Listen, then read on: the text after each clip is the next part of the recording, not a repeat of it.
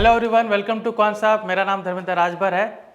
आज हम एनालिसिस करेंगे बाज़ार के बारे में, निफ्टी एंड बैंक निफ्टी, और देखेंगे कि इसका मूवमेंट कैसा हो सकता है आने वाले दिनों में, कल कैसा हो सकता है, या फिर हम देखेंगे अगले हफ्ते के लिए भी इसका क्या सिनेरियो है। ठीक है, तो चलिए पहले डिस्कस करते हैं कि हम कौन कौन से टूल इसमें यूज़ करने वाले हैं, एंड उसके मुताबिक हम देखेंगे कि बाज़ार का डायरेक्शन क्या हो सकता है। ठीक है, तो सबसे पहला मैं इसमें जो टूल यूज़ करूँगा, ठीक है, इसमें हम टूल यूज़ करने वाले हैं। सबसे पहले यूज़ करेंगे हम फ्यूचर डेटा यूज़ करेंगे डायरेक्शंस के लिए। ठीक है, और दूसरा इसमें हम यूज़ करेंगे ओआई डेटा। ठीक है, ओपन इंटरेस्ट चेक करेंगे इसमें कुछ लेवल्स के हिसाब से कि कहाँ पर सबसे ज़्यादा राइटर्स पोजीशन बनाए हैं, जो कि एक मेरा बहुत ही अच्छा सपोर्ट है, रेजिस्टेंस बन सकता है। तो ओआई डेटा के हिसाब से मुझे मालूम पड़ जाएगा। ठीक है, फिर मैं चेक करूँगा पार्टिसिपेंट्स डेटा। ठीक है, participants data in the sense FIs DIs क्या कह रहे हैं, तो वो डेटा भी मैं उसमें एक बार चेक कर लेता हूँ। और चौथा फिर आखिरी में एक बार चेक कर लूँगा इनकी IV यानी इम्प्लाइड वोलेटिलिटी। ठीक है, तो उसके मुताबिक मैं एक एनालिसिस पे जा सकता हूँ कि निफ्टी बैंक निफ्टी का सिनेरियो क्या हो सकता है कल के लिए या परसों, कल के लिए या फिर मैं नेक्स्ट वीक के में अगर मैं करना चाहता हूँ एक्सपायरी रिगार्डिंग। ठीक है, तो पहले हम आते हैं फ्यूचर डेटा के हिसाब से। तो फ्यूचर डेटा जब भी मैं यूज़ कर रहा हूँ, ठीक है, फ्यूचर डेटा, ऑलराइट, तो फ्यूचर डेटा जो हमारा बाइंग और सेलिंग एक्यूमुलेशन होता है उसकी बात कर रहे हैं। ठीक है, बाइंग एक्यूमुलेशन में बोल सकता हूं, और वहीं पर आपका सेलिंग भी होता है। ठीक है, सेलिंग एक्यूमुलेशन दोनों की बात हो रही है। ठीक है, अब बाइंग एक्यूमुलेशन तभी होता है जब बाजार का सेंटिमेंट्स पूरे तरीके से ऊपर की ओर हो। ठीक है, जहां पे ज़्यादातर लोग सिर्फ बाइंग पोजीशन ही बनाते हैं। अभी जब मैं लोगों की बात करूं तो मैं बात कर रहा हूं सभी पार्टिसिपेंट्स की। ठीक है, अभी हो सकता है कि उसमें कुछ कॉन्ट्राडिक्टिंग हो, कुछ लोग उसमें अपोजिट पोजीशन बनाते हैं, बट वो डिफरेंट सिनेरियो है। लेकिन ज़्यादातर लोगों का जो व्यू है, जो परसेप्शन अगर बाइंग की ओर होगा तो बाइंग एक्यूमुलेशन ज़्यादा होगा। तो इसका मतलब हर कोई क्या करेगा, वहाँ पर फ्यूचर को बाई करेगा, जिसकी वजह से कॉन्ट्रैक्ट ओपन होगा और आपका OI बढ़ना शुरू करेगा। ठीक है, तो ये आपका बाइंग एक्यूमुलेशन की वजह से होगा। अब OI अगर बढ़ेगा तो वहाँ पर मैं ये देखूंगा कि प्राइस भी इसका साथ में चेंज होगा। अगर यहाँ पर बाइंग एक्यूमुलेशन ज़्यादा है, फोर्स पूरे ऊपर की ओर है, तो OI बढ़ेगा और आपका प्राइस भी इसमें साथ में बढ़कर ऊपर जाएगा। ठीक है, तो बाइंग एक्यूमुलेशन की वजह से यहाँ पर आपका क्या हो रहा है, यहाँ पर आपका लॉन्ग बिल्टअप हो रहा है। ठीक है, यहाँ पर आपका लॉन्ग बिल्टअप हो रहा है, जो कि एक पूरा फोर्स बना रहा है कि बाजार ऊपर की ओर डायरेक्शन जा रहा है। भले उसमें ज़्यादा वोलेटिलिटी हो, लेकिन ज़्यादातर चांसेस है कि वो ऊपर ही रहेगा। ठीक है, अभी वो मैं आपको दिखाऊंगा कि चार्ट में कैसे दिखेगा कि ज़्यादातर टाइम पर ये ऊपर ही रहता है। ठीक है, सेलिंग एक्यूमुलेशन हम ओके, सेलिंग एक्यूमुलेशन पर आते हैं। पहला मैं इस पर बता देता हूँ कि आपका लॉन्ग बिल्टअप यहाँ से बनेगा। अभी सिमिलरली अगर वहाँ पर कुछ लोगों ने अपनी पोजीशन जो है थोड़ी काटी, मतलब वहाँ पर ये कह सकता हूँ कि उन्होंने थोड़ा प्रॉफिट बुक किया। ठीक है, तो जो कॉन्ट्रैक्ट ओपन हुआ था वो क्लोज होगा, तो उस क्लोजिंग की वजह से आपका OI गिर जाएगा। ठीक है, OI वहाँ पर गिर जाएगा। अब OI गिरने के बाद क्या होगा, आपका प्राइस भी साथ में गिरेगा, प्राइस भी साथ में गिरेगा। तो ये आपका हो जाएगा लॉन्ग अनवाइंडिंग। अब लॉन्ग अनवाइंडिंग का मतलब ये नहीं होता है कि वहाँ पर बेरिश पोजीशन आ चुका है, बिल्कुल नहीं होता। ठीक है, लॉन्ग अनवाइंडिंग का कंडीशन वही होता है कि वहाँ पर उन्होंने थोड़ी पोजीशन अपनी काटी है, बाउंस बैक करके दोबारा जाने की संभावना है। ठीक है, तो ये हो गया आपका बाइंग एक्यूमुलेशन से। ठीक है, इसलिए आप देखोगे कि सीधा एक सिंगल स्ट्रेट लाइन नहीं रहती है, ऐसे ऐसे वेव बना कर ही वो ऊपर की ओर जाता है। ठीक है, अभी आता है सेलिंग एक्यूमुलेशन। मतलब अगर लोगों का सेंटिमेंट्स ये है, जो स्टडीज़ है उसके मुताबिक जो बाजार है अगर वो नीचे जाने की संभावना है, तो ज़्यादातर लोग क्या करेंगे, उसमें शॉर्ट पोजीशन बनाएंगे। ठीक है, वो लोग सेलिंग करेंगे। तो अभी सेलिंग में कर रहा हूँ बोरो करके, तो वहाँ पर OI वापस से ओपन होगा, एक कॉन्ट्रैक्ट ओपन होगा। ठीक है, जिसके वजह से क्या होगा, OI बढ़ेगा, क्योंकि मैं सेल कर रहा हूँ तो ओपन इंटरेस्ट मेरा बढ़ेगा, लेकिन सप्लाई बढ़ रही है क्योंकि मैं सेल कर रहा हूँ, तो प्राइस नीचे आएगा, और इसको बोला जाएगा शॉर्ट बिल्टअप, इसको बोला जाएगा शॉर्ट बिल्टअप। ठीक है, सिमिलरली आप देखोगे यहाँ पर मैं कुछ जगह कुछ लेवल पर जाके प्रॉफिट बुकिंग करूँगा, तो उसकी वजह से क्या होगा कि आपका जो OI है वो क्लोज होगा, राइट। जो मैंने कॉन्ट्रैक्ट ओपन किया तो क्लोज होगा तो OI गिरेगा, राइट। OI गिरने के बाद क्या होगा कि प्राइस थोड़ा सा बढ़ेगा यहाँ पर, बिकॉज जब शॉर्ट कवरिंग होती है, ठीक है, यहाँ पर आप देखोगे कि थोड़ा सा उन्होंने पोजीशन यहाँ पर बुक किया तो प्राइस थोड़ा सा ऊपर जाता है, ठीक है, फिर अगेन यहाँ से बाउंस बैक करके नीचे आता है। तो जब OI गिरता है और प्राइस बढ़ता है तो इसको बोला जाता है शॉर्ट कवरिंग, इसको बोला जाता है शॉर्ट कवरिंग। और ये दोनों ही सिनेरियो आप देखोगे बेरिश की कंडीशन है, ऊपर वाले दोनों सिनेरियो आपका बुलिश का कंडीशन है, ठीक है। तो अभी एक बार चार्ट पे हम देख लेते हैं कि फ्यूचर डेटा के हिसाब से क्या कंडीशन है, और उसके बाद फिर हम देखेंगे कि इसको हम किस तरीके से यूज करके उसका डायरेक्शन पता कर सकते हैं। तो ट्रैक में जाके फ्यूचर OI में बिल्टअप स्क्रिप्ट सिंबल में ओपन करूंगा, ठीक है, इसमें मैं जाऊंगा फ्यूचर OI हिस्टोरिकल, ठीक है।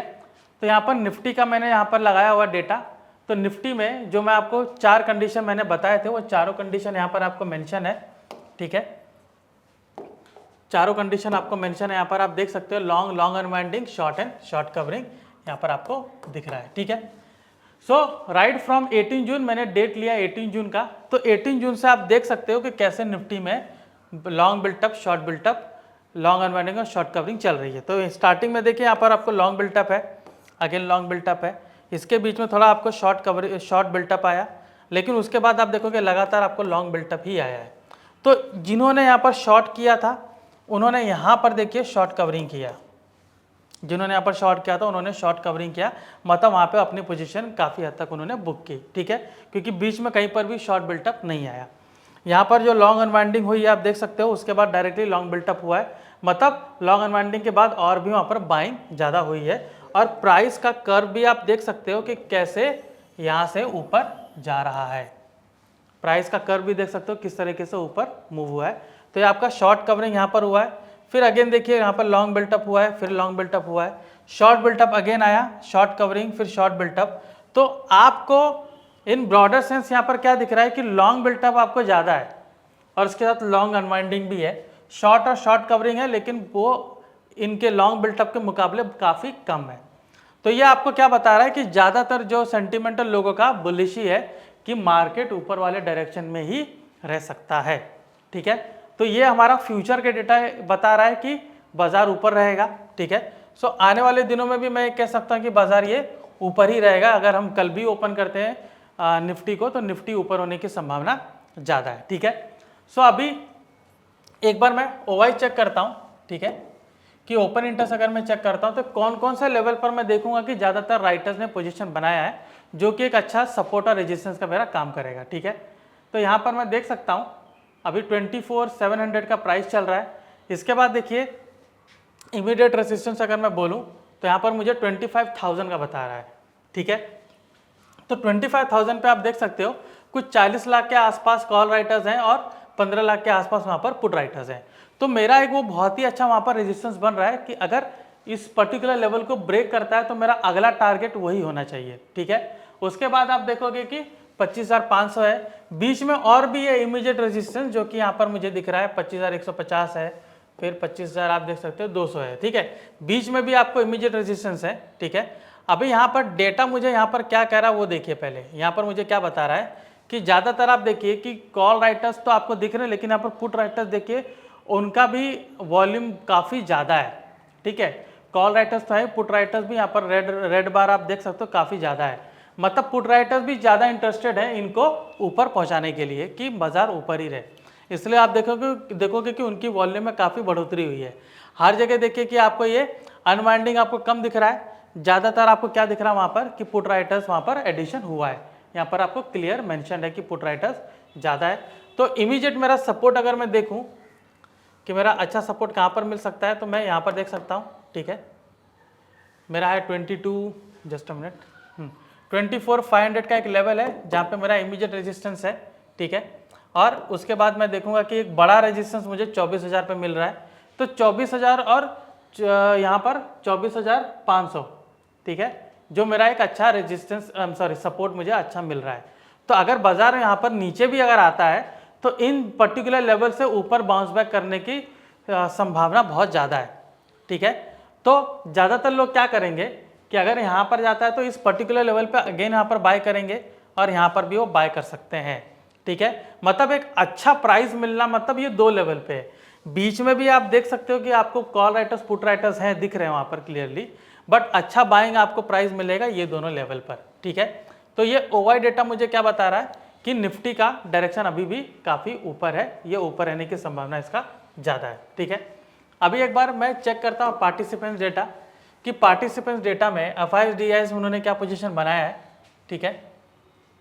तो पार्टिसिपेंट्स डेटा देखिए मुझे ज़्यादातर बता रहा है जो ब्लू वाला बार है, ठीक है, जो ब्लू वाला बार है ये मुझे बता रहा है कि FIs वालों ने लॉन्ग किया है, और ये जो ग्रे वाला बार है वो बता रहा है कि DIs यानी डोमेस्टिक इंस्टीट्यूशंस जो कर रहे हैं बाइंग एंड सेलिंग, उनका कंडीशन बता रहे हैं कि उन्होंने बाई किया है कि शॉर्ट किया है, ठीक है।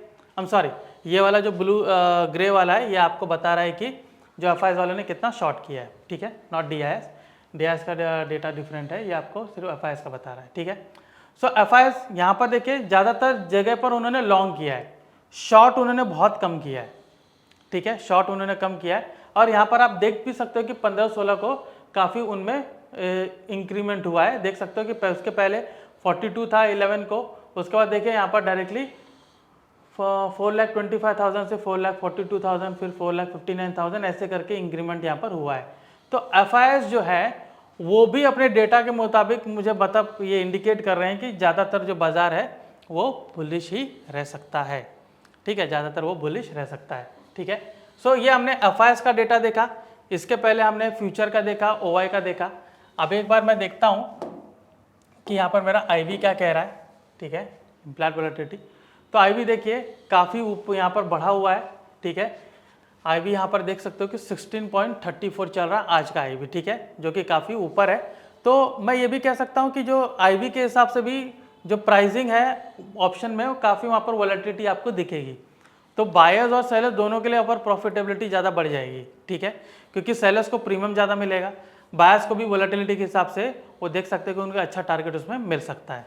तो ये था हमारा डेटा के हिसाब से निफ्टी का एनालिसिस। अभी एक बार उसको चार्ट में देखते हैं कि चार्ट में उसका क्या कंडीशन है, ठीक है। सो ये मैंने निफ्टी का ओपन किया हुआ है चार्ट, ठीक है। तो यहाँ पर आप देख सकते हो कि कुछ लेवल्स मैंने पहले बनाए थे जो देखिए, और डेटा में हमने देखा कि 24,400 24,500 के आसपास का एक लेवल था। तो यहाँ पर आप देख सकते हो कि 24,400 का यहाँ पर लेवल है जिसको ब्रेक करके 12 तारीख को वहाँ से काफ़ी ऊपर गया, ठीक है। उसके पहले उसने सस्टेन किया, ठीक है, उसके पहले सस्टेन किया और यहाँ पर एक रेजिस्टेंस बना के वापस से नीचे आया, ठीक है। अगेन ये जो नीचे का सपोर्ट है, ठीक है, 24,200 के आसपास का जो सपोर्ट है, इसको वापस से रिस्पेक्ट करके वापस से यहाँ पर ऊपर गया। अभी जब मैं सपोर्ट और रेजिस्टेंस की मैं बात करता हूँ, जो लेवल मैंने बनाया है OI को देखकर, वहाँ पर जो मैं बात कर रहा था कि आपको बाइंग अपॉर्चुनिटी और सेलिंग अपॉर्चुनिटी अच्छी मिलती है, बिकॉज वहाँ पे काफ़ी अच्छा प्राइस मिलता है, स्टॉप लॉस भी आपको काफ़ी छोटा हो जाता है, ठीक है। क्योंकि बीच में कहीं पर बाय करते हो तो ज़्यादातर हमें स्टॉप लॉस कैसा लगाना पड़ता है कि कोई नीचे स्विंग है या फिर सपोर्ट और रेजिस्टेंस को ही देखकर अगर आप स्टॉप लॉस से टारगेट लगाते हो तो वो आपका काफ़ी बीच में बड़ा हो जाता है। इसलिए हम क्या करते हैं कि इसमें लेवल बनाते हैं जो कि मुझे एक अच्छा प्राइसिंग वैल्यूएशन देगा कि मुझे यहाँ पर बाय कर लेना चाहिए या सेल कर लेना चाहिए। अभी आप देखिए कि इसने 24,500 का लेवल ब्रेक करके अभी ऊपर ही जा रहा है, ठीक है।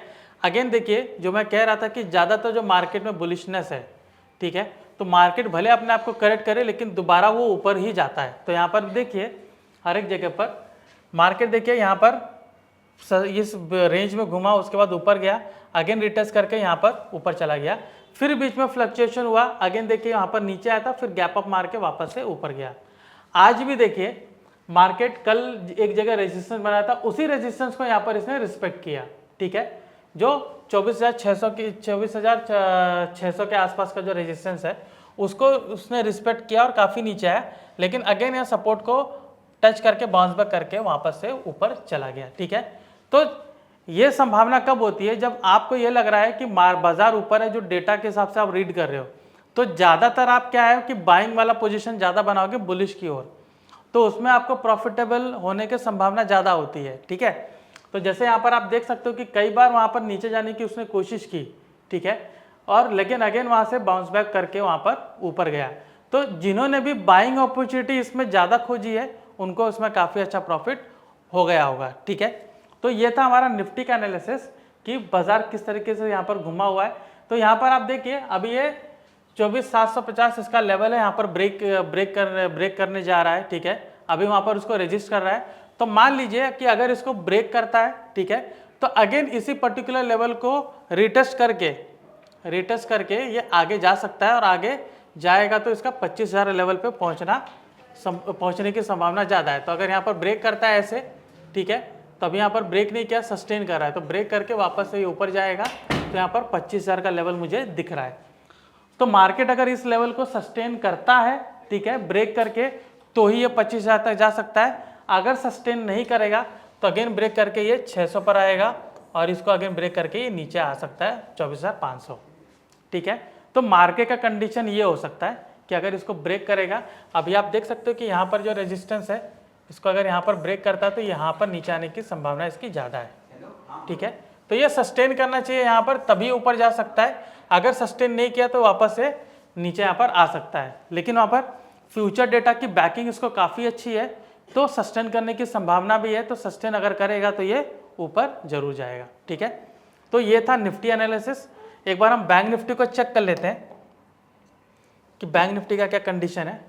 ओके, सो सबसे पहले हम जाएंगे ट्रैक में और बिल्टअप स्क्रिप्ट सिंबल में हम फ्यूचर वाइज को देखते हैं, ठीक है। तो इसमें मैं चेक कर रहा हूँ बैंक निफ्टी को।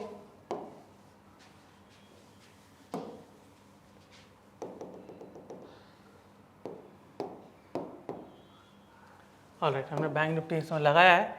सो बैंक निफ्टी के डेटा को एक बार देख लेते हैं कि बैंक निफ्टी का कंडीशन क्या है, ठीक है। सो बैंक निफ्टी भी समहाउ मुझे अपर डायरेक्शन में ही लग रहा है, ठीक है।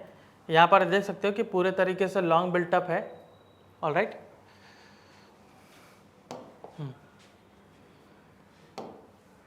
यहाँ पर आप देख सकते हो कि पूरे तरीके से लॉन्ग बिल्टअप है, शॉर्ट कवरिंग एक जगह हुई है और यहाँ पर भी लॉन्ग बिल्टअप पूरे तरीके से, और जिन्होंने पहले से शॉर्ट किया यहाँ पर वो शॉर्ट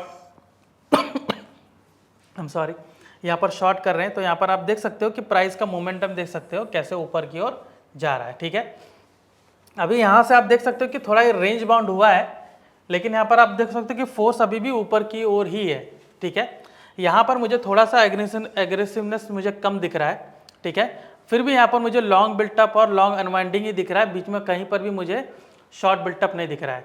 तो अगेन कंडीशन वही आ रही है कि long built up and long unwinding ज़्यादा है तो बाजार ऊपर की ओर रह सकता है, short built up and short covering ज़्यादा है तो बाजार नीचे रह सकता है, ठीक है। तो पूरा सेंटीमेंट्स मुझे ऊपर की ओर ही दिख रहा है। अब यहाँ पर साइडवेज है तो लोगों का इंटरेस्ट थोड़ा कम है, ठीक है, वो मुझे यहाँ पर क्लियरली दिख रहा है डेटा के हिसाब से, लेकिन उसमें भी मुझे यही दिख रहा है कि आपका लॉन्ग बिल्टअप ज़्यादा है, ठीक है, और लॉन्ग अनवाइंडिंग भी साथ में है। तो फ्यूचर डेटा भी क्या कह रहा है कि बैंक निफ्टी ऊपर की ओर रह सकता है, ठीक है।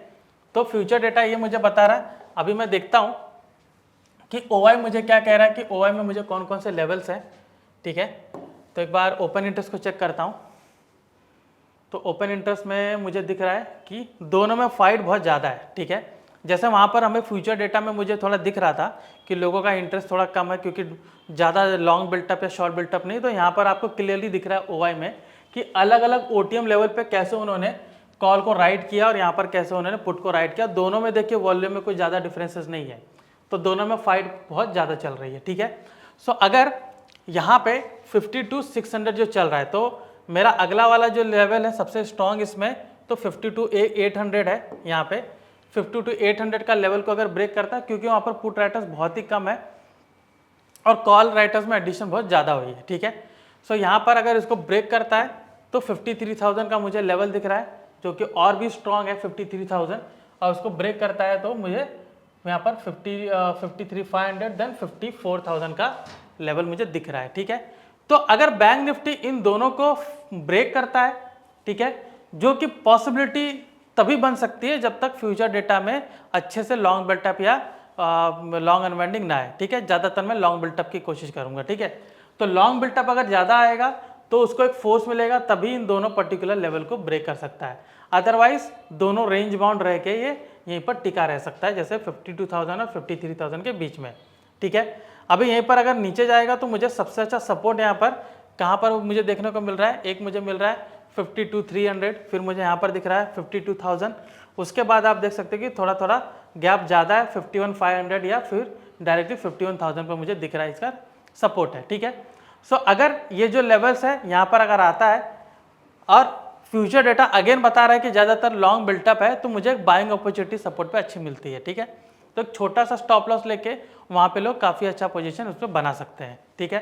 सो मैं अगर रहूँगा वहाँ पर, मैं अगर मुझे वैसे सिचुएशन मिलेगी तो मैं वहाँ पर वो चीज़ कर सकता हूँ कि सपोर्ट पर आएगा तो मैं वहाँ पर एक अच्छा सा बाइंग कर सकता हूँ, अगर फ्यूचर डेटा मुझे बता रहा है कि बैंक निफ्टी अभी भी बुलिश डायरेक्शन में है तो, ठीक है।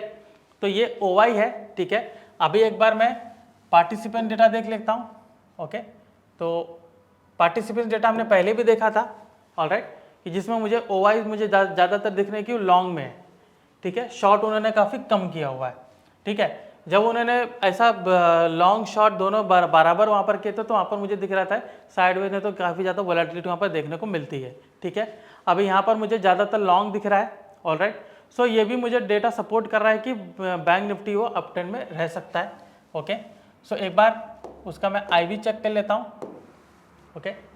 सो बैंक निफ्टी का IV 18.49 चल रहा है, इम्प्लाइड वोलेटिलिटी बढ़ी हुई है, मतलब ऑप्शन के डेटा में अंडरलाइन में काफ़ी अच्छे वोलेटिलिटी दिखेगी, ठीक है। तो प्राइसिंग में डिफरेंसेस मुझे काफ़ी देखने को मिलेंगे। कोई भी आप कॉल ऑप्शन या पुट ऑप्शन ले लीजिए, उसमें आप देखोगे प्रीमियम में काफ़ी अच्छी बढ़ोतरी हो सकती है, ठीक है। तो ये हमने IV को चेक कर लिया। अभी एक बार चार्ट पे देख लेते हैं कि बैंक निफ्टी क्या हो सकता है, ऑलराइट। सो बैंक निफ्टी का 5 मिनट का चार्ट है, ऑलराइट। सो यहाँ पे मैंने, आप देख सकते हो कि मैंने ऑलरेडी यहाँ पर मार्किंग कर रखी है लेवल्स की। तो अगर ये 52,800 है जो काफ़ी स्ट्रॉन्ग लेवल है, क्योंकि इसको आप देख सकते हो पीछे कि हर जगह उसने उसको रिटेस्ट करके वापस से रिटर्न हुआ है। एक ही बार इसने वहाँ पर ब्रेक किया था और वहाँ ऊपर तक गया था, अगेन वहाँ पर सस्टेन नहीं किया और ये नीचे आ गया, ठीक है। तो यहाँ पर ये ज़्यादातर आप देखोगे कि पूरा इसको रेजिस्टेंस बना के अगेन बाउंस बैक कर रहा है। और 52,200 जो हमने उसमें भी देखा, 52,300 आई एम सॉरी 52,300 OI में भी देखा कि वो लेवल पर काफ़ी वहाँ से बाउंस बैक किया। तो ये मार्केट इसी के बीच में ज़्यादातर उसने रेंज बनाया है, ठीक है। सो अगर इन्हीं दोनों रेंज को अगर ब्रेक करता तभी हमें कोई पर्टिकुलर डायरेक्शन मिल सकती है। तो अगर 52,800 को अगर ब्रेक करता है तो मैं देख सकता हूँ कि आने वाले दिनों में वो 53,000 वहाँ पर जाने की कोशिश करेगा, राइट। तो 53,000 को ब्रेक करेगा तो डायरेक्टली वो ऊपर वाले 53,200 तक वो जा सकता है।